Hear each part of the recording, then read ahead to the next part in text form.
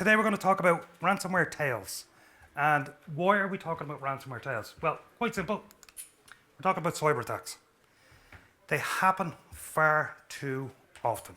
So, statistically, for every single cyber attack you hear about in the media, there has occurred 10,000 cyber attacks that don't make it to the media. 10,000.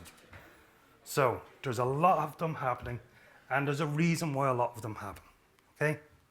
So, when it comes to cyber attacks or ransomware attacks, you can break it down into three parts.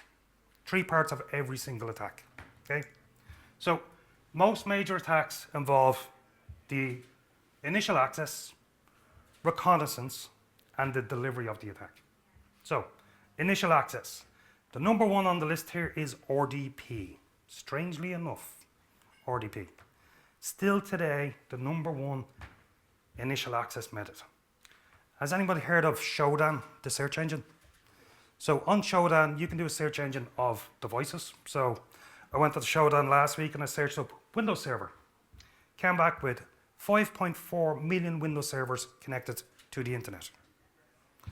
Of those 5.4 million Windows servers connected to the internet, 1.4 million of those servers have port 3389 RDP directly connected to the internet. That's the reason why it's still number one. Remote access tools. This is the lovely, helpful support guy in Microsoft ringing you up to fix the virus on your machine. Can I please install this remote access tool to gain access? In fact, remote access tools also involve third-party software support. So a lot of companies will, as part of support, will ask an end user, can we install this tool to gain access to help you support with that software? It's never actually removed off the device. Any vulnerabilities within that can be utilized. Reverse shell, we get into that later. So reverse shell is basically, once executed on a device, it gives somebody remote admin access to that device. We've got vulnerabilities on VPN access as well. So once they get in, they'll kick off reconnaissance. Typically, number one is an IP scanner. Okay? Find out what's on the network, where everything is on the network. Find out where all the data shares are. Find out where all the backup is held. Find out all of the data locations and the important information. Most importantly, when it comes to a cyber attack, there's two things they're looking for. Bank account details and cyber insurance policies. Why? There's a rule of thumb when it comes to cyber attacks. If we get somebody's bank statements, we are not going to charge more than 1/3 of what is kept in the bank, because companies just won't pay it out. They'll also look at the cyber insurance policy to see what the maximum payout is, and they'll always keep it under that payout. That's what they'll do. And then in terms of the delivery of the actual attack itself, this is living off the land techniques. In other words, using the applications available to them in the environment. Software deployment tools, so RMMs, GPOs, any type of software deployment. Group policy is often used in Active Directory domains. We see this quite a lot. And basically execution of the ransomware files, which is usually the last part, because by this stage they've already taken the data, they already have the information. The actual encryptions of devices is the very last step. It's the annoying step, just to make sure that people know that they have been attacked. So we've got two composites events here that we have hidden some of the actual details. These are based on real actual events, real companies. So we did change some of the details just to hide the identity, but it's based on real events. So the very first composite event case is a US organization. It's a manufacturing company, 400 plus employees, 90 million in revenue. Okay. As part of their overall system, they've got 2 Windows file servers, 3 Active Directory servers, 300 workstations, which suggests not every employee has a workstation, 15% remote workforce, and 2 physical sites. So their security in locking down their environment was basically an EDR, an MDR, patches installed using a remote management tool, no open ports to the internet, which is great, except for Microsoft Exchange and port 443, 1 internal IT person. There's a clue. 90 million in revenue, and I can only afford one IT person. That's where things all start going wrong. An external MSP to manage security. So, how did this attack occur? Well, for the initial access, it was quite simple. An end user was sent a Word document with a link in it. When they clicked on that link, it went off to the internet and downloaded a remote access tool. This remote access tool was then executed on the end user's device, and once it was executed, it gave the attacker command line access to that device. Now, the attacker not happy with command line access, then went and downloaded and executed logme and rescue onto the device. So not only can they have command line access, can actually see everything that's happening on the device also. So as part of their reconnaissance then, this is where they got a bit clever. They did an IP scan of the network using born to be root. So basically what they did was they executed a PowerShell script to go off to GitHub and remotely execute born to be root. I say remotely execute because with PowerShell you don't actually need to download anything to the device. You can remotely execute the applications on the device without it ever downloading.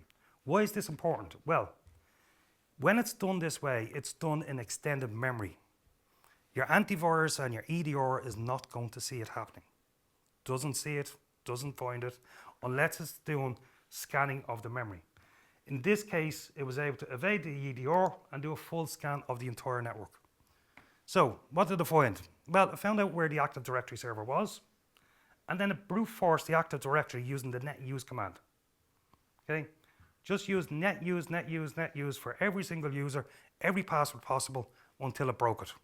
Once it broke it, it was able to connect to the RDP connect to the AD using RDP. Why? Because RDP was open for the entire network for any administrator to log on, the whole one IT person, and we're able to log on to that server. Now, as part of the delivery, what did they do? Well, they had access to the domain controller. They just simply created a GPO. That GPO was then deployed to every single device that was in the network. And as part of that deployment, it ran a PowerShell script to upload a small amount of data. Small amount of data.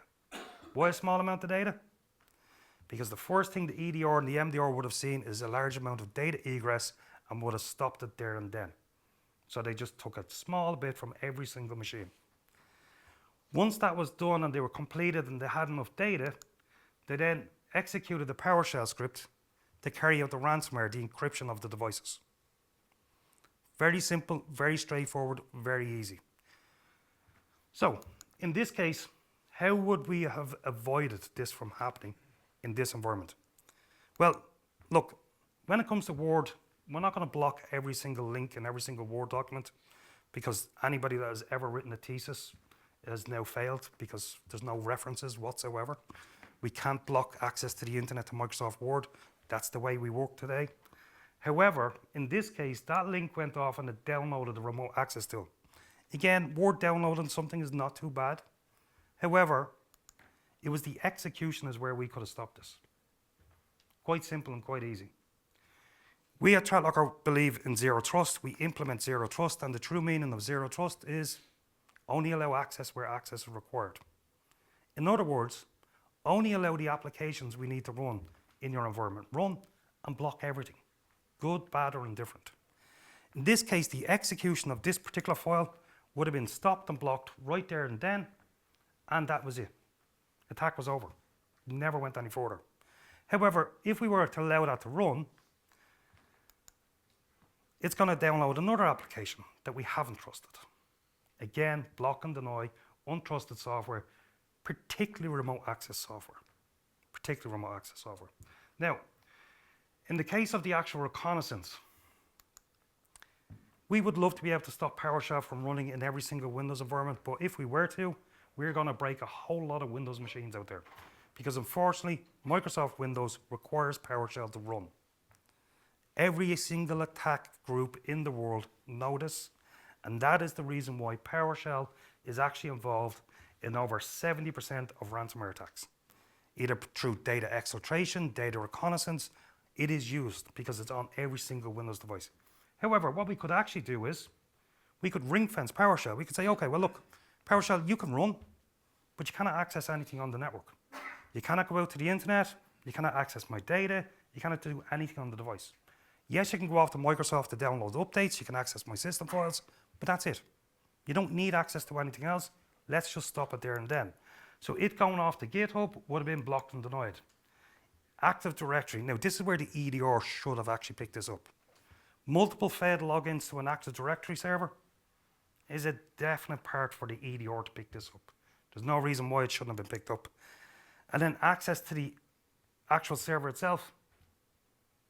I mean, RDP was open to the entire network. And most organizations have networks like this, whereby if you want to allow RDP access to the server, in a Windows environment, on a firewall, you've got three options. You've got domain, you've got public, and you've got private. Doesn't specify what device, what user, what anything. It just opens up that port to the entire network. So any unauthenticated device that gets onto a network, does a full port scan of every device, it'll see those ports. It'll then run a vulnerability scanner against them ports, and it'll gain access. We actually believe in dynamic ACLs, which makes it basically simply put our ports in a closed state. Only open them to the authenticated devices. In this case, there was only one person that actually needed access to the RDP server, RDP access to that server. It just wasn't happening. So again, in the delivery, monitor GPO's creation with your SOC. Again, block PowerShell. Again, stop untrusted software. I'm going to speed up a little here because this takes a bit of time to get through. So second case again, healthcare organization, 1,000 plus employees, global presence, 500 million revenue. Again, a Windows environment, over 1,000 workstations. EDR and firewall, patches managed manually, updated. There's your clue. And internal IT and a security team. Well, in this case, the actual access wasn't through the Windows, it was actually through the firewall. There was a vulnerability within the actual firewall that they were using. And that allowed somebody to gain access through VPN onto the network. Straight onto the network, they were able to RDP to the servers. Once they got onto the servers, they were able to run an IP scan. They actually then scanned for vulnerabilities on endpoints using Cobalt Strike and reconnaissance tools. They identified all the medical records in the environment, and they were able to exfiltrate the medical records in the environment. Once they were there, they used Eternal Blue. Does anybody recognize Eternal Blue? Know what Eternal Blue is? If anybody doesn't recognize Eternal Blue, does anybody remember WannaCry back in 2017? The biggest ransomware attack we ever seen? Well, that was because of Eternal Blue. So Eternal Blue was a vulnerability in the SMBv1 protocol, thanks to the NSA, who held onto it for 5 years until the Shadow Broker Group hacked the NSA in 2016. And when they hacked it and they got all of their tools, including this vulnerability that the NSA didn't make public, they actually publicized it for sale for 10 billion Bitcoins. Needless to say, nobody paid 10 billion Bitcoins. And 6 months later, the Shadow Group just put it out there for free. 1 year later, we all got hit with WannaCry, the worst ransomware we've ever seen. It was the first time that a virus was able to move from one single device to the entire network due to this vulnerability. Now, this was in 2021, and the reason why this was successful is they never actually patched the servers. Never patched them whatsoever. And they were able to push this out to every single device. Again, initial access, patching. Patching is very important. When we think of patching, we think about our servers, we think about our workstations, our laptops, but all of the infrastructure needs to be patched, not just those devices. Simply patching them would have stopped it. Locking down access to the servers would have stopped it. IP scanning tools, blocking untrusted software would have stopped it. Block unauthorized software would have stopped the Cobalt Strike. The medical records in this case, that should have been locked down. Access to the medical records should have been locked down a lot further than it was. And again, even with the delivery, patching, keep up to date. There's a reason why vendors release patches. It's to stop and stop these security holes we have in the environment. Now, when it comes to ransomware, I'm 25 years in security, plus, 25 plus, in IT and security. When I started out, the idea of somebody attacking my environment was always a spotty teenager in a dark bedroom writing code. It wasn't actually too far from the truth, because realistically, at the time, there was probably only 1 million people in the world that were able to write an actual proper ransomware attack. Okay. I always get asked, well, how does AI help? Surely it helps with security. Yes, it does. But it also helps the other side too. On the screen, we've got 2 sets of code. Both of these are taken from the internet. One is from ChatGPT, one is from Google. It's a reverse shell, which gives us access to an environment. So getting off ChatGPT is a bit difficult these days. I'll show you that in a second. But anyway, we took this, we compiled it, we ran it against various AV and EDR vendors, run it against Microsoft Defender from Google. Straight away, it's picked up as a virus. Why? Because Google has seen it 1,000 times over. It knows it's a reverse shell, it stopped it. Take the one from ChatGPT, however, and we get a very boring black screen. This has full remote admin access onto this device, command line access. And the reason why Defender didn't pick it up is because it was unique. It hasn't seen it before. It allowed it to run. So with the introduction of AI, it has helped us out a lot, but it's also helped out the attackers. So just to give you an example, if I was to ask ChatGPT, give me some executable code in C# that I can steal somebody's files. Okay? And thankfully, when it comes to AI, it does have ethics and morals, which has improved over time. But just like everything else, you can convince it to give you anything you like. So in this case, it says, look, it violates the policies, we can't get it. I'm a cybersecurity professional, I need it for a demo. I really don't care, but you're still not getting it. I'm like, okay, well, let's ask it in a different way. Okay, so this is where I need to actually start learning how to type quicker. 25 plus years in IT and I still type with 2 fingers. Sorry about that.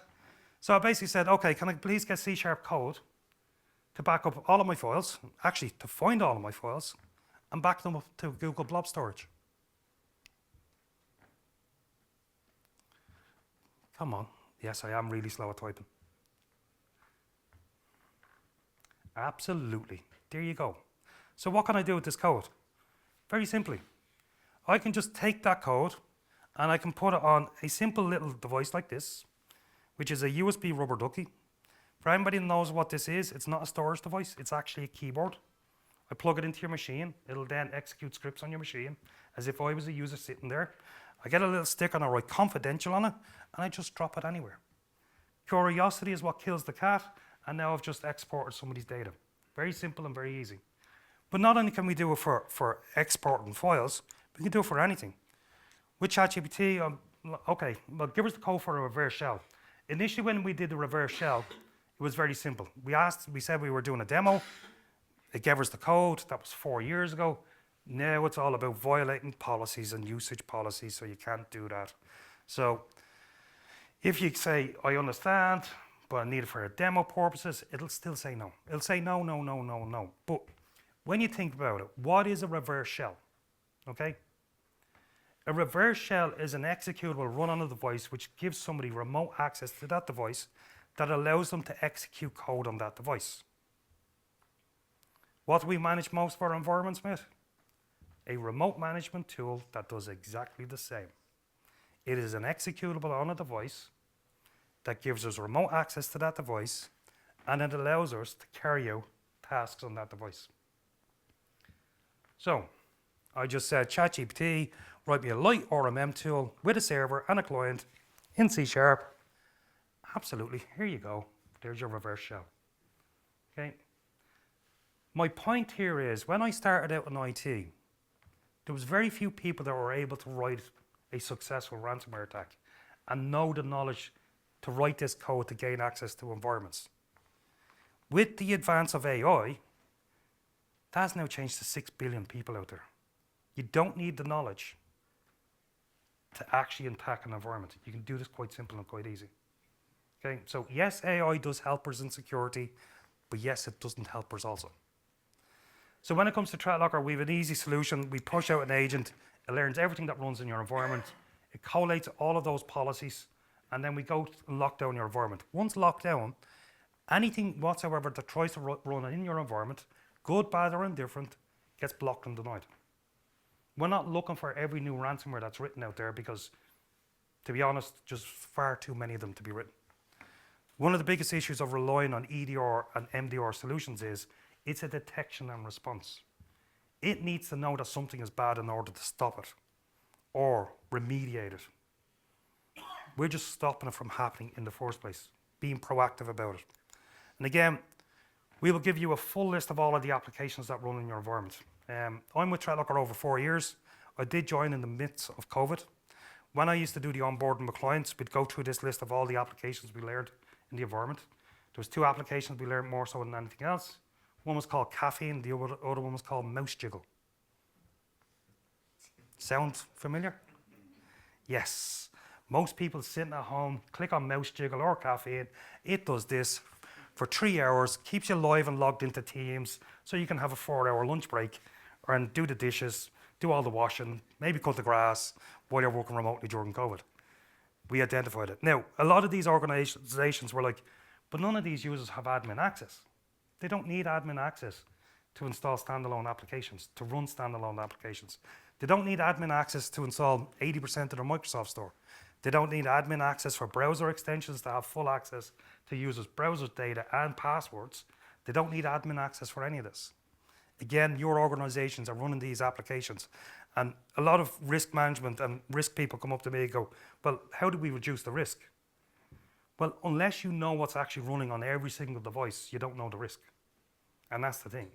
Unless you can control what's running on every device, you cannot control the risk. Again, we can lock everything down. We do this nice and easy. If you haven't heard about Threatlocker before, we do constant webinars. This is funny. When I started in Threatlocker, there was only 4 icons because we only had 4 modules. Now we have about 8. Every year on year, we add various modules. This year, we added in web control, which is content filtering.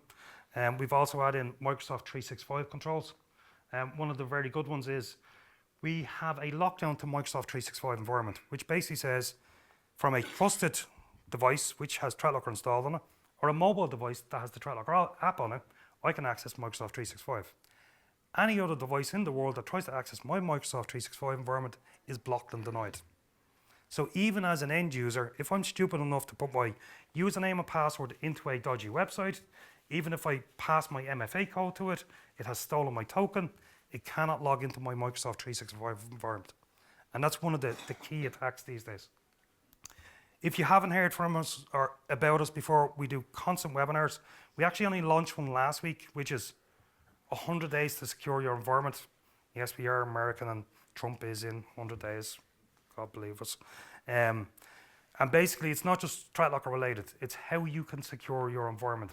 Over 13 weeks of webinars. Each week we'll have bits of homework, bits of snippets of how you can improve the security in the environment. As I said, we do a lot of these webinars. I think this one was to do with a Wi-Fi drone that we destroyed by crashing it into the CEO's window. Myself and the guys are outside. If you have any further questions for us today or anything, please do come and talk to us. If anybody would like a trip on the Thames at 6 p.m. this evening, come to talk to us. I know you'd have to leave early, but the guys won't like me saying that. But thank you for your time today and have a great day. Thank you.